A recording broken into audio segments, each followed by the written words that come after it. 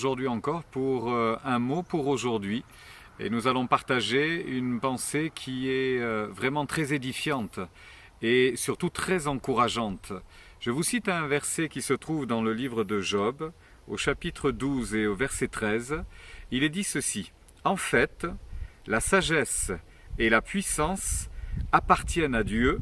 Lui seul possède l'expérience et l'intelligence. » Bien souvent dans la vie, ce qui nous fait défaut, c'est l'expérience de l'intelligence sur les événements qui nous arrivent, comment il faut gérer des situations. Tout cela s'acquiert, mais avec l'expérience. Il est évident qu'on peut avoir certaines idées sur comment gérer les situations que nous traversons, sans savoir exactement comment le faire, mais on a une forme de sagesse. On se dit, voilà, dans cette situation, il me faudrait agir de telle façon, de telle autre manière. Et bien souvent, on a raison, on ne se trompe pas. Cependant, il arrive d'autres fois que l'on ait commis des erreurs parce qu'on a mal choisi, on n'a pas bien raisonné, on n'a pas su dire et faire ce qu'il fallait au moment où il fallait le faire. Entendez ce que dit Job, et en ceci, son conseil est très intéressant. Il rappelle ceci: c'est à Dieu qu'appartient la sagesse et la puissance, et lui possède à la fois l'expérience et l'intelligence pour nous conduire. Alors j'en viens à une expérience que fera le roi David, assez surprenante d'ailleurs.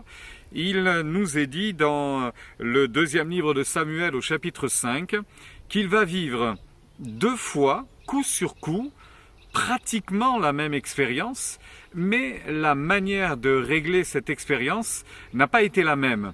Les mêmes événements se reproduisent, les mêmes situations se retrouvent, et cependant, David va réagir de 2 manières différentes. Pourquoi donc? Parce que Dieu va lui dire comment il lui fallait agir. Je lis pour vous.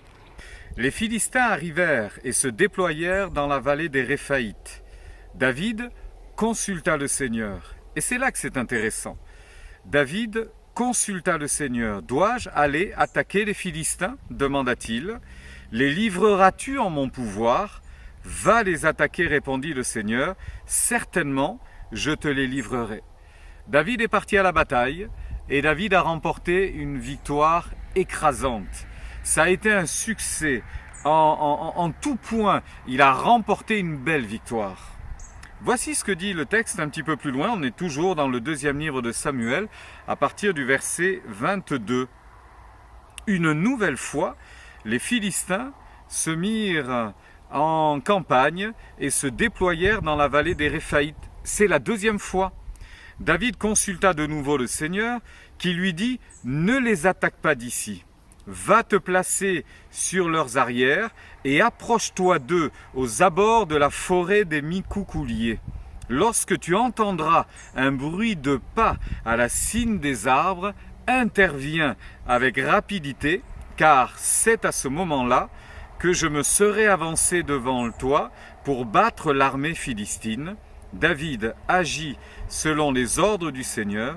Il put ainsi battre les Philistins et les poursuivre de Géba jusqu'à l'entrée de Gézer. Nous avons là quelque chose d'intéressant.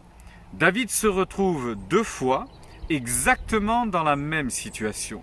2 fois, les mêmes ennemis viennent le contrarier, viennent l'attaquer. Et David aurait pu se dire « J'ai consulté Dieu une première fois, Dieu m'a dit d'aller les attaquer et j'ai remporté la victoire. Voilà qu'ils reviennent une seconde fois. C'est pas la peine de consulter Dieu. Ça a marché une première fois, ça marchera cette fois-ci aussi. » Et pourtant, David consulte Dieu. Avez-vous remarqué que Dieu dira à David « Pas la même stratégie. Tu n'iras pas les attaquer. Tu ne feras pas la même chose. » C'est assez surprenant. Voilà pourquoi je reviens sur ce que je vous citais tout à l'heure. En fait, la sagesse et la puissance appartiennent à Dieu et lui seul possède l'expérience et l'intelligence. Mes bien-aimés, frères et sœurs, chers amis, le plus important pour nous n'est pas de dire en quelque situation que ce soit « je maîtrise ». J'ai déjà rencontré cette situation-là, je sais comment la gérer. Mais le plus important pour nous, dans chacune des situations que nous traversons, c'est de demander à Dieu ce qu'il nous faut faire. L'expérience que David vivra la seconde fois, à ceci de particulier et de miraculeux, c'est que Dieu lui dira: quand tu entendras du bruit à la cime des arbres, tu sauras que mon armée vient à la rescousse, je marche devant toi, et quand tu entendras ces bruits de pas de l'armée, entre guillemets, de l'Éternel, tu sauras que j'avance devant toi pour combattre tes ennemis et tu les vaincras. En somme, David n'est pas parti seul à la bataille, mais Dieu l'a aidé. Dans tous nos combats, dans toutes nos luttes, frères et sœurs, nous avons besoin de l'aide de Dieu. Nous avons besoin de son conseil. Nous avons besoin de sa sagesse. Nous avons besoin de son intelligence. Et plus que tout, nous avons besoin de son expérience. Jamais nous ne pourrons dire que nous avons assez d'expérience pour affronter telle et telle situation. Jamais nous n'aurions le culot de dire, ou l'orgueil, la vanité de prétendre que nous avons suffisamment d'intelligence pour savoir comment réagir. Mais que Dieu nous permette d'avoir toujours suffisamment d'humilité pour aller chercher auprès de Dieu le conseil en toute situation. Pour la journée qui vient, pour la semaine qui est là devant vous, cette fin de semaine qui arrive, et puis tous ces jours déjà écoulés, vous l'avez certainement expérimenté, mais pour les jours qui viendront la semaine suivante, que ce soit là finalement un réflexe à chaque fois dans notre cœur: viens m'aider Seigneur, viens m'aider Seigneur dans telle situation, dis-moi ce que je dois faire, montre-moi comment je dois me comporter, et le Seigneur nous y aidera. Le Seigneur est fidèle. Il a l'intelligence, il nous revêt de son intelligence, il a l'expérience, il nous permettra de vivre de belles expériences avec sa grâce. Nous pouvons entendre dans la cime des arbres, à la cime des arbres, le bruit de pas, cette intervention divine qui est là. Nous pouvons savoir à quel moment, en quelle situation, nous avons la paix dans notre cœur qui nous rassure pour nous rappeler que Dieu est là. Soyons encouragés, soyons fortifiés, soyez bénis encore. Le Seigneur est là, prêt à combattre pour nous, prêt à combattre pour vous. Faites-lui confiance, il vous a béni et il vous bénira encore. À Dieu seul soit toute la gloire. Prions ensemble. Nous venons devant toi, Seigneur, avec grâce.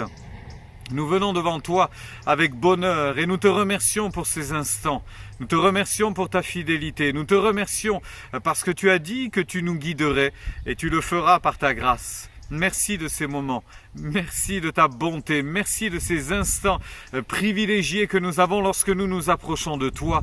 Donne-nous de connaître ta volonté, donne-nous de vivre des expériences qui nous rendront sages et intelligents en toute situation. Merci de le faire pour la seule gloire de ton nom. Que ton nom soit béni encore. Nous t'adorons et nous te bénissons pour ta présence dans nos vies à chaque instant. Amen.